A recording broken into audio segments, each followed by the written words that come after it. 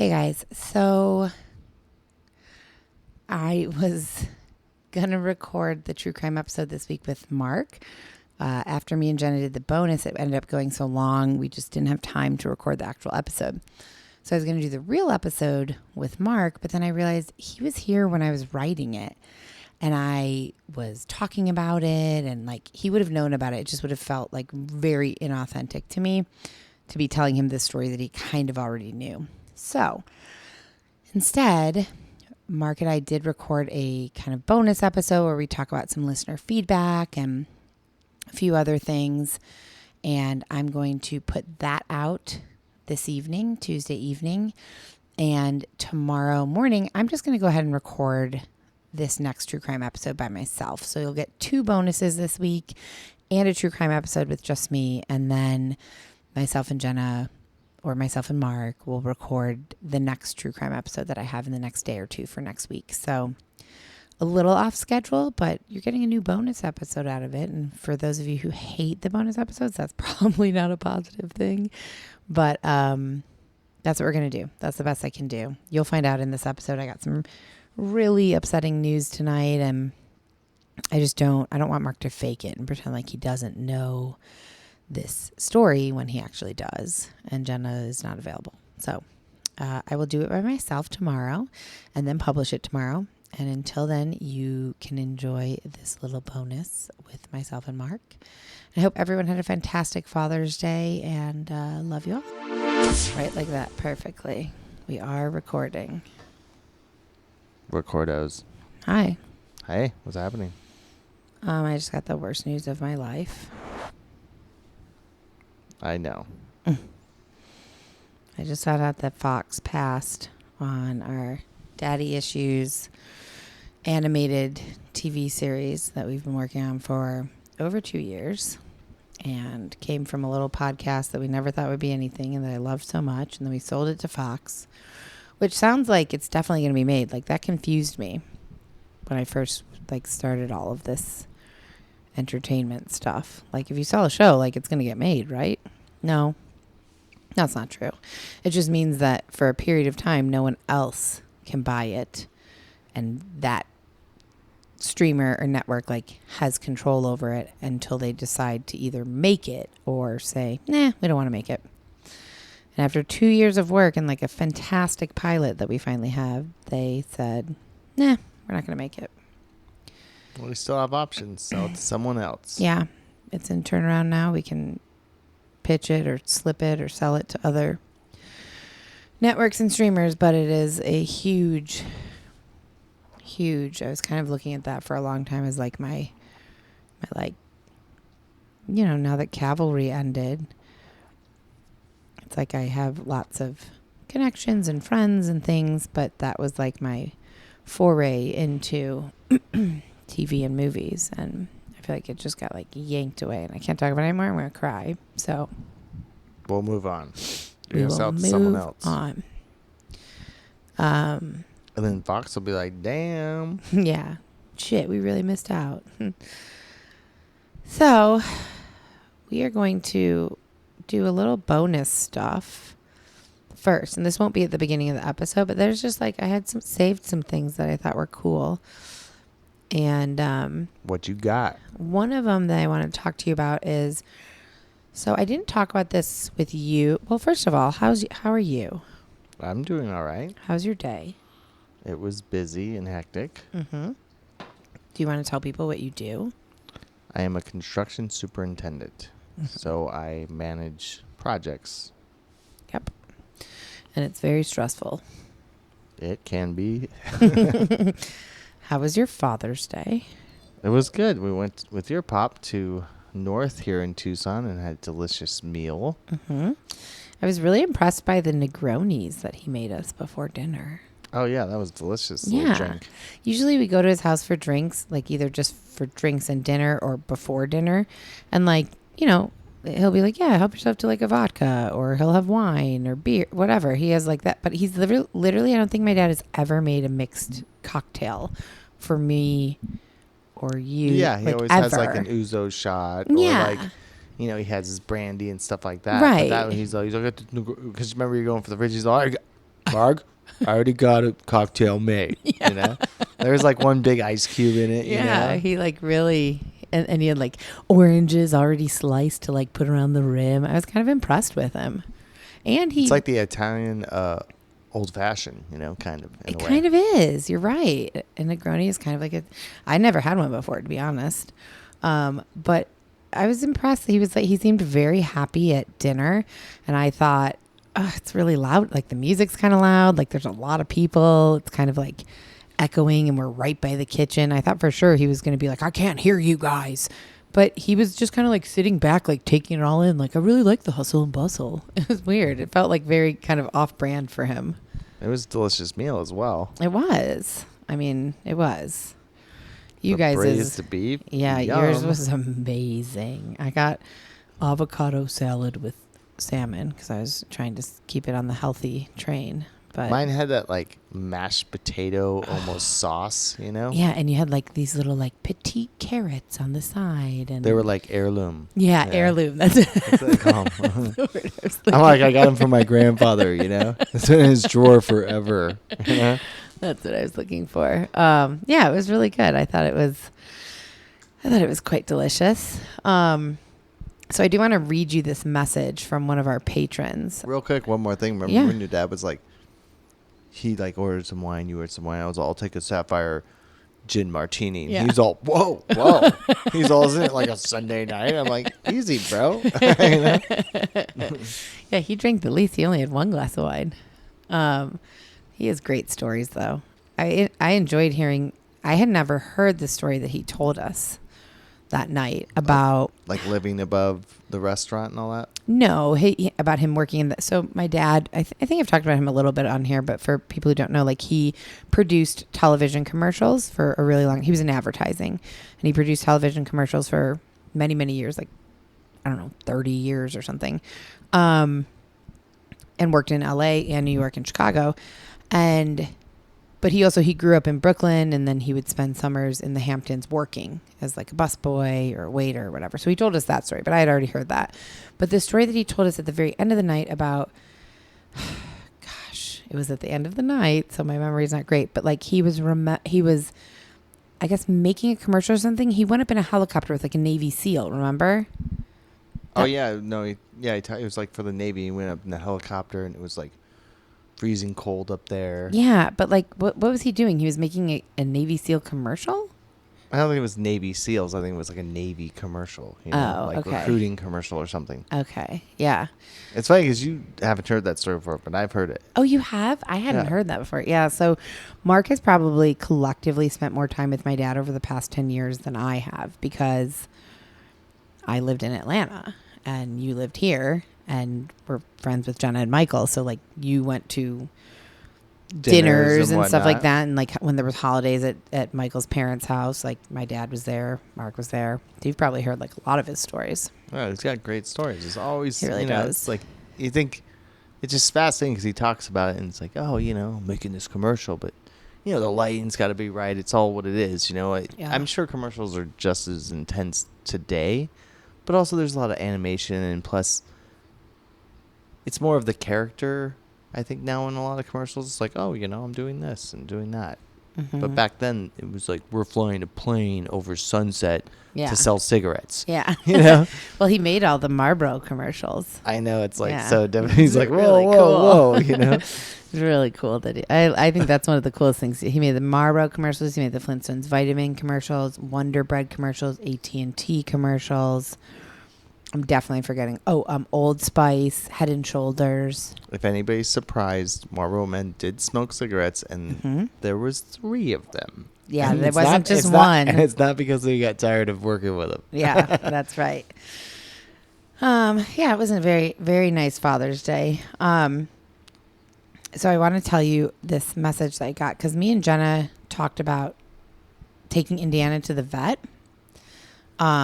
After I took her for her most recent round of shots, and that's when our vet said maybe she's mentally ill. Remember? Yeah.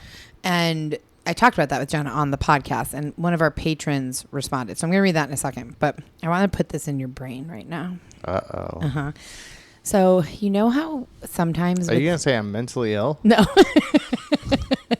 We'll save that for offline. Oh, okay. So you know how sometimes we've like made lists? Like Jenna and I sat here. You were here that day. One Sunday, me and Jenna sat here. We were pretty hungover. And we spent like the whole entire day trying to come up with every single celebrity guest on Friends that had ever appeared. You know, there's tons of celebrity guest stars on Friends over the years.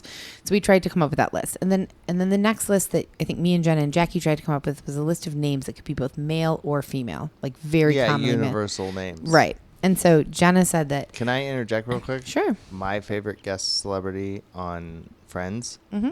Tom Selleck, Magnum PI, bro. That's right. You do love Magnum PI. Great show. If you guys haven't seen it, watch it. I think we trend older with our listeners. I don't think we have like a lot of like 20-year-old listeners. It's still, I mean, I guess a 20-year-old definitely doesn't know Magnum PI, the old one. Oh yeah, because there's a remake. Yeah, there's like a new one. Yeah. My brother was like, dude, it's like I'm like, I'm not going to watch that. You're a classics kind of guy. Yeah, and plus Tom Selleck was awesome in it. You know, fun fact, he was supposed to be Indiana Jones instead of Harrison Ford. I actually didn't know that until you told me the other day. Yeah, it's very interesting because there's like Aloha Magnum. There's a book that they wrote. It was actually like one of the characters on there, Rick, and he like wrote this book about it. And it's like, you know, there's all that information in there about that. And the only reason he didn't do it was because he was doing Magnum PI, so he couldn't do it. Which I love Tom Selleck, but Harrison Ford's kind of Indiana Jones. No, he definitely I couldn't is. see anybody else. It's literally half the reason that Indiana is named Indiana. Yeah. Exactly. I mean, it is. Indiana, let it go. But he did. Anyways, sorry. No, it's okay. A little lost right now. I was going to say something and I forgot about it. Okay. Oh, but like Magnum PI, he was supposed to be like the cool guy. And like, if you ever watch the show, he's kind of, you know, he works for this like rich guy and he's a private investigator, like watches the house. And the original story was supposed to be he's like a total badass, you know, he's like cool, awesome, like money, everything. And when they were writing the show, he was like, let's make this guy like, let's kind of make it like this, where he's kind of a broke dude and he kind of like sleeps on the couch, but he's a private investigator who solves stuff. And they went with it, and obviously it made the show great. So I just want to say that for any of you Magnum PI fans out there. Okay. So let me tell you about this. So Jenna and Michael came up with another like list, I guess, this past weekend that Jenna was telling me about. Instead of the neutral names for people. Yeah, neutral names, friends, people, whatever. But it's like, you know, another list. And it's dogs, cats, and bears in media. So like in movies and TV shows, things like that. So I was like, ooh, the Target dog. And Spuds McKenzie. Yes, they have that. Cocaine Bear. You know what I told her that they didn't have? The Tiger King. They didn't have that, like all the lions from the Tiger King show. Joe, what? You know what I'm talking about? The Tiger. Oh yeah. Yeah, you know what I'm talking about. I've like never watched actual animals or like animation or just actual anything like Lassie, Cujo. Right. Yes, you know they have all Old that. Yeller. Yes, they have all Don't of those. Don't cheer up about that one. I've never seen Old Yeller, and I never will. Oh my God, I have one. They have all the Homeward Bound dogs. I was gonna say where the red fern grows. Dogs. I don't know those dogs. Oh my God, that's one of my favorite books. I do know about a weird movie back in the day that we actually named our dog after. What? Smokey. It was like a Keeshond breed dog. It was just like a pretty lame movie. I don't think it was very popular. But we saw it as kids, and it was like a dog that like saves people from fires. And so like we watched it as kids, just like a, you know, whatever Lifetime movie, whatever it was. And we ended up getting this dog that looked like that dog, so we called him Smokey. Aw, that's super unoriginal, but cute. Well, come on. He was kind of like Smokey colored, I'm kidding. He was a great dog. Anyways, I think that's a good one. That's a pretty good one. So I was like, oh, the bear from The Revenant. Yeah. The bear from Without a Paddle. Oh, yeah. I'm thinking of so many right now. Without a Bear Paddle. What about the like ground squirrel or whatever No, not ground squirrels. It's only felines, dogs, and bears. Okay, it's not like any animal. No, that would be ridiculous. Garfield, but it's not a real cat. That's okay. That totally works. I think they have Garfield though. Anyways, I thought that was fun. And if anybody else out there listening comes up with anything like this or has any great ideas for like lists, that it's like it's hard to think of everything all at once. So it's kind of, it's ongoing. It's in the same vein as like all the guest stars on Friends or all the dogs, cats, and bears in media, things like that. Please share them with us. We'd love to know. We'd love to hear it. Did you know that there are wild horses on the Salt River? In Arizona? Yes. I know there's wild jackasses at the lake at Lake Pleasant and up near Phoenix. Look at this. What? Yeah. Does it make you want to hear that song? Wild horses.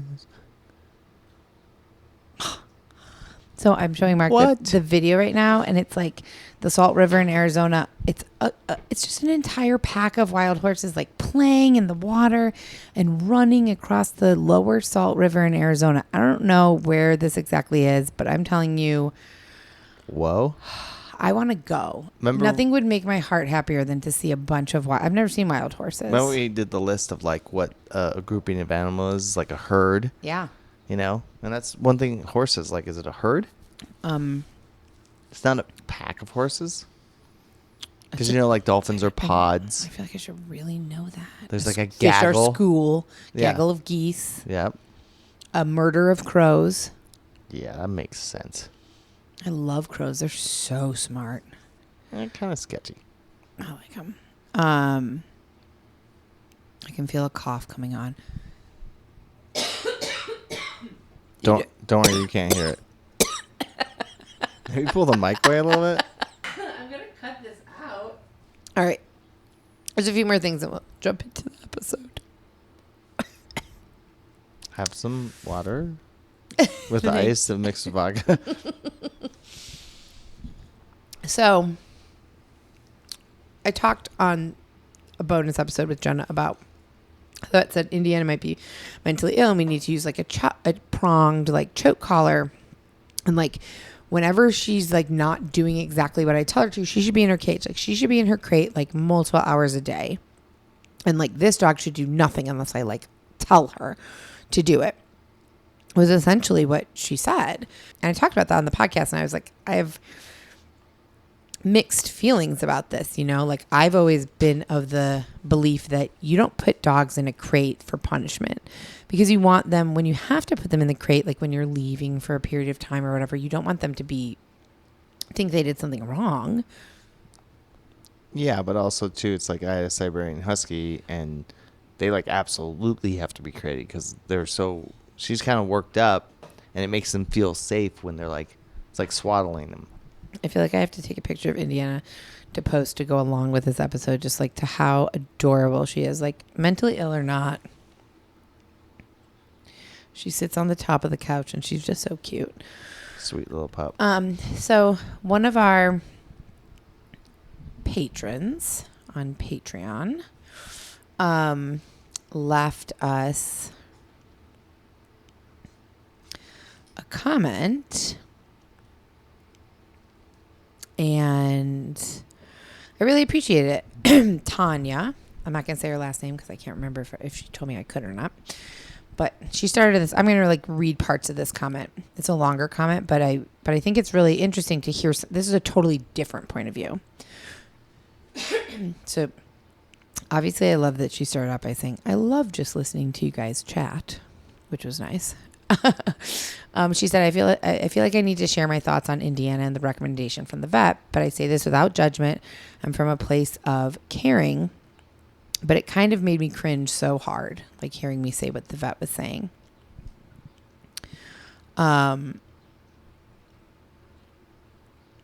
She says, it sounds like your vet believes and promotes dominance theory in dogs. This way of thinking is pretty outdated and not beneficial to dogs, especially fearful or anxious ones. If you're open to other ideas, I would highly recommend looking into welfare or science-based training styles. She said, I'm in the pet care business and I've seen a lot of fallout with my clients who use aversive / punishment-based training. Sometimes it can give really quick results and it seems like you're on the right track, but ultimately your dog is just scared of you and will create a rift in your relationship. I really appreciate that she said, I don't mean to be pushy or judgy, but it sounded to me like you were also maybe skeptical of some of her advice. And my opinion is that dogs should be able to bark as long as it isn't incessant, and that the crate definitely should not be used for punishment.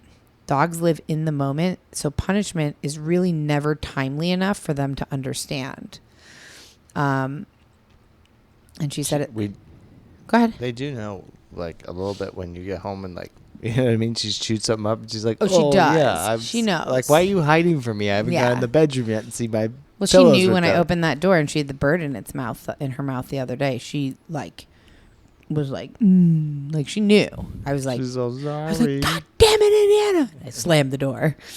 And she said also on the medication side of things, she said, again, I'm speaking from experience working with dogs that are on behavioral medication. Xanax is an as-needed drug and shouldn't be used daily as it will create dependency. She talks about another drug that Indiana's not on. She said, I'm very pro-muzzle, though. And there's a group called Muzzle Up that has lots of good advice. There's also a really cool organization called Fear-Free Happy Pets that's dedicated to helping relieve anxiety and fear in animals, both at home and at the vet. She also recommended, she said her best friend is a trainer and she has a really informative Instagram page. It's called The Paid Pup. So just to give a shout out to all these organizations. And she was so concerned. She was like, I hope this isn't annoying feedback, but I believe when we know better, we do better. And I used to use aversive techniques with my own dogs, and I'm not judging one bit, but I just want to share what I've learned over the years because I specialize in fearful and reactive dogs, and I've seen a lot of things that work and that don't work. Well, I like that. Yeah, I like because that too. We've been talking about, like, what's the best thing for her. Cause right. She's not a bad dog. She just, whines a lot. She's like a little. She's got a lot of energy. She's a real talkative dog. But look at her right now. Like, she's sleeping like the sweetest little thing ever. Mm-hmm. And she does great in the yard. And she's great with Henry. She's actually surprisingly good with Cat. When I'm not around, you're just not giving enough love and kisses. Okay. You just leave her in my house. She just like naps like a little baby. No, she does. Like, she does this all day. Well, I yell at her. I'm like, hey, go to sleep right now. She's a pretty good dog, but I've never had a dog that acted like that at the vet, though. Like Henry, who in the past has been a very... I don't think Henry's ever had anxiety. Yeah, but he's just hyper and stuff. He just doesn't... He never knew exactly how to act around... He never knew how to act around other dogs, and he never really knew how to act around people. He's so much better now. I know, but that was done through, like I didn't scold him. Like, that was... Henry was never crated, except for very briefly when he was younger. Like, the more you take him for walks, like... Yeah, this morning... you take him every day now. I take him every day now. Oh, my God, today... Remember Pilot? Pilot's like one of the nicest dogs. Like, he doesn't whine all the time. He's pretty chilled. But they take him to the vet and he freaks out. Yeah, you know? That's true. Yeah, and I guess I'm like, Izzy obviously loved going to the vet. She's all more attention. Everybody loves me. Yeah, she got more attention. She got lots of treats. Henry. It's like the way the Kardashians feel when they walk down the sidewalk, you know? No, I don't like mentioning the Kardashians. I know, but it's funny. She's all, oh my God, you caught me with my tail out. You know? That's funny. Henry never really had a problem at the vet because in Atlanta, I always took him with Izzy. I just always brought them together. And he didn't love it, but he was never aggressive. And now, bringing him to this brand new vet here in Tucson, he was great. They loved him there. They gave him shots. He didn't need a muzzle. He was totally great. Like vodka or tequila? Anyways, so I appreciate that, Tanya. I always like hearing. I'm never offended or like I always want to hear opinion. If anybody, like, I love animals, but I don't always know what's best. There are a bajillion people who are far more well-versed and well-trained and educated on what's good and what works with dogs. And I also think it's dog to dog, obviously. Well, it's funny. When we were younger, like, we had multiple dogs, and my dad would just go to, like, the feed store and get their shots and, like, give it to them himself. Oh, like, yeah, I remember you saying that. That's interesting. He's like, you just pull up the skin, because that's, like, what they do. Yeah. And it's, like, a little bit easier, because they're like, oh, hey, we love you. And well, then yeah, like, hey, what the heck? I mean, here's a treat. Indiana jumped 4 feet across the room when I don't know, because like I really want to say her name because it's honestly one of the best vets I've ever been to. They're so affordable. They really love and care about the animals, and like they're not offended if your dog like poops on the ground, or again with Indiana, like she was trying to bite. Like they don't make you feel bad about it. Where I've been to vets where it's like, oh my God, your dog. So I'm just gonna say it actually. So Dr. Shannon. And it's, I think, called Arizona Small Animal Clinic. And it's down in South Tucson. And, like, when Henry had to have all of his teeth pulled and stuff, they got him in right away. Like, they didn't make me wait. I think they got him in the next day to have the surgery. It was, I'm going to just say it, it was to have a bunch of teeth pulled and have his, like, bottom jaw realigned. It was, like, $780, something like that. Plus all the medication was included, like everything. That was total. To me, that's like unheard of for a major surgery like that. They did put him completely under, cut open his mouth, pull his teeth, fix his jaw. Well, that's like we essentially went to her because when we first got Indiana, like I was like, I want to get her shots. Right. And it was a little hard to get a hold of that doctor. And I'm like, well, just take her to this vet. Right. And, you know, it was what it was. But then when we waited to get her fixed because they told us to, when I went to, I was like, okay, let's get scheduled. And they're like, At the original vet that we went to, who we're not going to name because we don't want to badmouth anybody. But they were all, I was like, you know, I got it scheduled, just a quick thing, you know, like how much is it going to cost me? You know? Yeah, give me a ballpark. I like to know what I'm going into. Sure. And she was like, well, just depending on the aftercare and all the stuff, it's $800 to $1,200. I was like, this is like pretty crazy, you know? Yeah, that's ridiculous.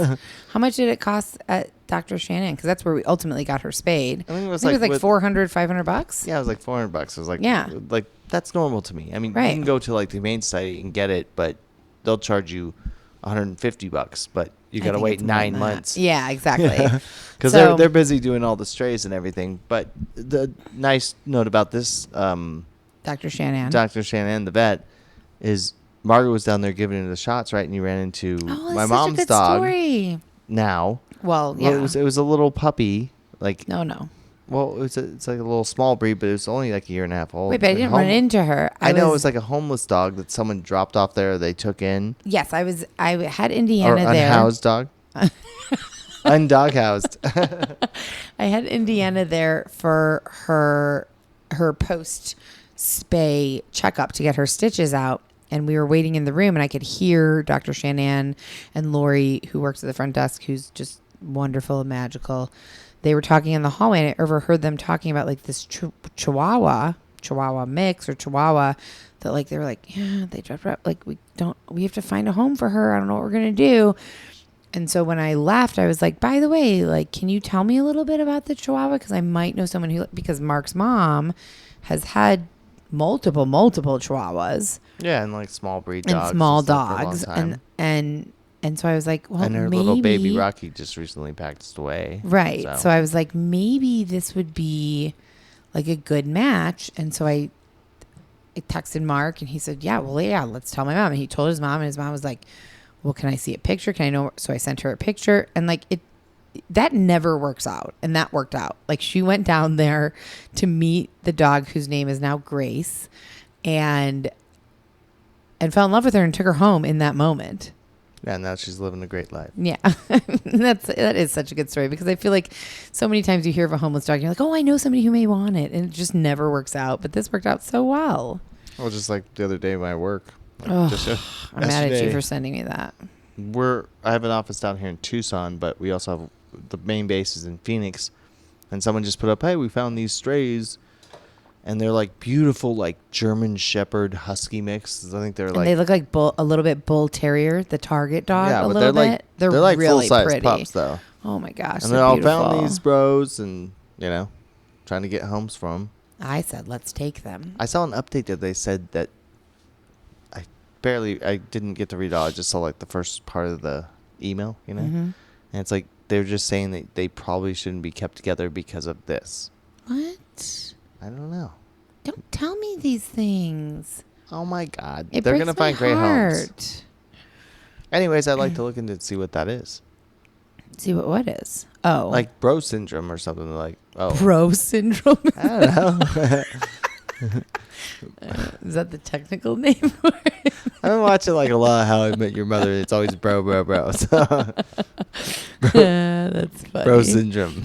They're too close to be together, you know. It kind of makes sense though. It's like brothers like growing up, like two dogs, like even siblings, like you can have a rivalry, you know. Well, of course, but you should still keep them together. Like if when I was adopting Henry, if they were like, well, this is his sister or brother, and they kind of fight a lot, but they love each other, I'd be like, pack them both up. We're going together. Like I would never be like, let's separate them. Like when Henry met Sally, and he was with Sally, it'd be funny. Yeah, of course you would. You will. The whole pack should be together. You'll give all 12 to me. I know. I got it. That's why I was like, you know what? This is going to be a stretch, but I'm going to say it. So, like, Daddy Issues being made into a TV show. Obviously, that's a huge dream of mine since I was a kid to make a TV show. And I felt like that's never going to happen. That's a ridiculous dream. And then somehow it was like happening. And now it just got like yanked from under me. It's not happening. However, I'm sad for that reason because it was like my dream. But I also am sad because I saw it kind of like as my like ultimate dream is to like own a big piece of land and be able to like rescue a bunch of animals, like have horses and cows and pigs and chickens, and then have like a huge like fenced in area and like indoor structure like the and bird area. sanctuary. Yeah, for like dogs. And like be able to take in like that. Like you see a message that's like these dogs need a home. Done. I'll take them in. Send the bros over. Let's take them. Like we have the room, we have the space, we can deal with that. Like that's my ultimate dream is to like have a place where like all animals go. Like I regularly would go to like the shelters and be like, okay, what are the next 5 dogs you're going to euthanize? I'll take them and take them with me. And like I saw that as like I get to do my one dream and then that could also support my second dream. And so then I just saw all those dreams crumble this evening. Still have your dreams. Deep sigh. Yeah, it was a deep sigh. Okay, I have one more thing. 2 more things. So yesterday, June 15th, actually that was 3 days ago. Yeah, 4 days ago. Am I late to work or something? Like, what the hell's going on? Was the official start of monsoon season. Yeah, I heard that it's 107 degrees outside, and I haven't with seen a 0% of humidity. Yeah, like so, zero precipitation. Yeah, that was the official start of monsoon season 2,000 years ago. No, it's such a bummer. No, I was actually like one of the guys that work with like, oh yeah, it's supposed to rain this weekend. I looked at it and said, yeah, right. There's 1% chance that it's gonna rain. That means 99% chance it's not. Mark and I are going up to Phoenix this weekend to see. I think I said this with Jenna on the bonus that came out yesterday. To see my very good friend Brandon, who I adore. And like I'm really hoping, just so you know, like I want to eat at the hotel. Like I do not want to leave. It's hot as hell. There are like 2 or 3 restaurants at the hotel. I feel like we should just like have some drinks and then like go have dinner somewhere there. And like then we can like hang out at one of the like lounges or something because it's going to be 111 degrees. I mean, that's fine. You know what we could do? You just get sushi and then I can have cooked fish. You just put it outside. And then I found this thing that said, these are things you say after 40. I actually haven't read it yet, but I wanted to see which ones you agreed with. I already know you're going to agree with this. Get off my lawn. Where the hell is my phone? I say that all the time. Yeah, but you're kind of careless with your phone. Let's move on. What's my password? This isn't my password? That's definitely something I do. Yeah. How do they expect me to read this small print? That doesn't affect you. No. I can read very well without any corrective lenses, but seeing far, I do need lenses. Where did I put my glasses? I honestly always knows where they are. No, you don't. Because I can't see shit without them. I know, but you're always like, where are my sunglasses? Where did I put my sunglasses? No, I say that because my sunglasses magically move from where I place them because they need to be put in a different place so that way I can find them. Are you insinuating that I do that? Yes, I am. It's like every day. It's like I'm in Indiana Jones. Like, let me pick up this flower pot and then I find the evidence and then I go over here, you know? That's not true. I think it's just like a woman's nature to like move shit. Well, maybe it's a woman's nature that like we have a better sense of like where things should be and how to organize things. Because your house, honestly, is kind of sometimes a nightmare. Well, So the thing is, like I always know where my keys are, you know? I don't move your keys. You do. I do move them here because Yeah. you leave them like just willy-nilly style all over. And so like, let's put them by the front door on the counter there. Right? Yeah. That makes more sense. Like, let's be logical. Versus the table next to right where I left them. Right. The place. You know? Right. Okay, so let's think of other things after for you. My dog's mentally ill. Who the heck is calling at 9:30 p.m.? I definitely think that. If I get a text message, then I'm like, who's texting me this late? I don't really think of that. You're asleep at 9:30 p.m., so of course you're not. I'm all, who the hell texted me last night? Okay, this one is me, and I know you're going to have a story about this. Mm-hmm. Does anyone say please and thank you anymore? Oh, yeah.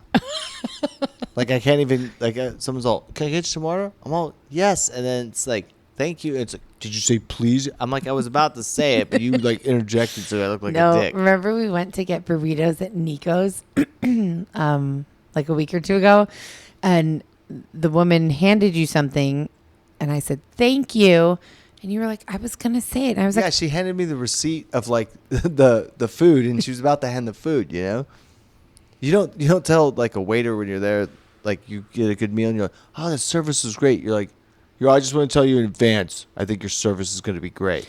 I say thank you. I'm an over thank you and pleaser, though. But that's because that's how I was going to say Merle, but nobody knows that's my mom's name. But that's how Merle, like, raised us to be. Like, I say thank you and please incessantly. Like, if you hand me something, I'm like, thank you so much. Thank you so much. Thanks so much. Like, oh, please, I'll have this, please. Please, I'll have that. Like, I don't know. I just say it incessantly. What if you're getting a ticket and a cop hands you back your ID? Would you be like, oh, thank you. Thank you. Of course I would. I'd be like, yeah, I would I definitely, like, I think it's kind of give it back. It's kind of like habit at this point. And so it sounds really weird to me. No, in that situation, it would sound weird to me if somebody didn't say that. But like in a situation where if somebody's like presenting your food, or if they're handing you something, or I don't know, like to not hear it immediately. Yes, it sounds weird to me, and I feel the need to like say it. And I know that kind of bothered you. Yeah, when I don't get a chance to say it. Yeah, well, fine. Geez, how did you throw your body out of whack just by sleeping wrong? That's you, not me. I fell off a mountain, okay? Okay. Oh, that's true. I'm gonna say something else, but the last one is, why did I come into this room? It just totally happens to me all the time. I'll like walk into the room and be like, wait, why did I walk in here again? We were looking for something. But I fell off a mountain thing. So Mark just did a podcast with a past colleague of mine. He has a podcast called Can You Survive This Podcast? And Mark is on the most recent episode. I'm going to put it in the link in the show notes of this. And it's kind of like Jeff has on people who it's Can You Survive This Podcast? He presents you with a scenario, and asks. It's kind of like pick your adventure. You know what I mean? Yeah, it's a multiple choice. Like you're in the desert and you're lost. What do you do right here? You know, it's like multiple choice. But we talk like, the main thing is the conversation before, like who it is. Like I listened to a couple of other ones that he did, and he had. Well, yeah, I've been on it too. Psilocybin mushroom guy who like runs a church. And yes. It's like, and then you get a scenario. Okay, and this is but he wanted me to be on there, right? Because Mark rock has climbing accident, bit by a Mark has had rattlesnake, motorcycle accident. Yes, he's had a lot of accidents. He's coded 3 times. That means died. Yeah, he's had a lot of accidents, which I think would be interesting to also tell on this podcast, but probably not today. That would be my death by Southwest. Yeah, that's right. So the final thing I'm going to leave you with is I found this graphic that was really funny because I looked at it and said there are 2 types of travelers. I'm going to show it to you in a second. And I read it and I was like, oh, that's me. And then I read the other one and I was like, no, that's me. And it says, so there are 2 types of travelers. And then it lists them both. And then it says, and they usually marry each other. And I know, like, I'm putting date in there instead. But, like, I want to know which one you think you are, because I think I'm both of these. The badass one? Okay, well, I'm going to tell you. So there are 2 types of travelers. The one that has no idea how they're getting anywhere, but brings the vibes. The one that books all the flights, hotels, transportation, and reservations. This funny from that movie Identity. Is the Oh, graphic. yeah. So like, but which one are you? Because with Belize, I booked everything. Well, Yeah, you but- paid for everything. I picked everything. Well, the thing is that But also, I have no idea where we're going half the time. I can't find my way around. Well, you just don't know the directions At You know all. what I mean, no, but depending on where you're going, we went to Belize and we're like, we want to go here, here, here, and we booked a lot of rooms and we changed some things around. But if I'm gonna go to, I mean, you look at it and there's 4 places down there. You know, there wasn't a million options in San Ignacio. Sure. So if I was like traveling across somewhere, it's like, okay, we'll find a place. I know, here. but which one are you? Because what I really appreciate is when we were planning the trip, you were like, you pick the Airbnbs, like you're good at it. Just like pick what you think, send it to me, I'll book it. Like you're quite. I mean, you wanted to look at it, but you were like, remember we were deciding between like 2 places, and you were like, you just make the decision. I also drove a golf cart all over the place, and then What cart? Golf cart. And so a which cool one are Kia. you? Do you bring the vibes or do you plan everything? You're kind of both too. I don't know. You That's bring like- the vibes, but that's you like- pay it's for everything. Kind of like I don't know. It's like, is there anybody that's one or the other? You know, like, oh, I'll just go there and like my sleeping bag. So Yeah, I guess think I'm not so. as hippie. Like, So I'm like, homeboy. I just like, I would like to know where I'm staying. well, like I But I'll guess have a good that's time. true. It's not like remember when we just woke up, we're like, oh, we take the ferry to Key Colker.